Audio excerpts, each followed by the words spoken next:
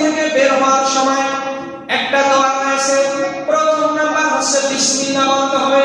আমরা ঢোকার সময় বলছি কি বিসমিল্লাহ, ঢোকার সময় দুরূদ শরীফ পাঠ করছি, সালাম দিছি, তারপর ঢোকার সময় একটা দোয়া করছি আল্লাহুম্মা ইফতাহ লি আবওয়াবা রাহমাতিক। আবার যখন আপনি মসজিদ থেকে বের হবেন তখন বিসমিল্লাহি ওয়াস সালাতু ওয়াস সালামু আলা রাসূলিল্লাহ আল্লাহুম্মা ইন্নী আসআলুকা মিন ফাদলি। আয় আল্লাহ তাআলা, আমি তোমার অনুগ্রহ কামনা করছি।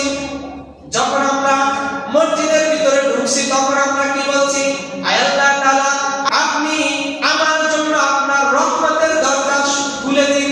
যখন আমরা বের হব তখন কি বলবো? আয় আল্লাহ তাআলা, আমি তোমার অনুগ্রহগুলো কামনা করছি। এই কথাটা করে আমরা বের হব। 17 নম্বর হচ্ছে বাম পা দিয়ে বের হইতে হবে। ঢোকার সময় কোন পা?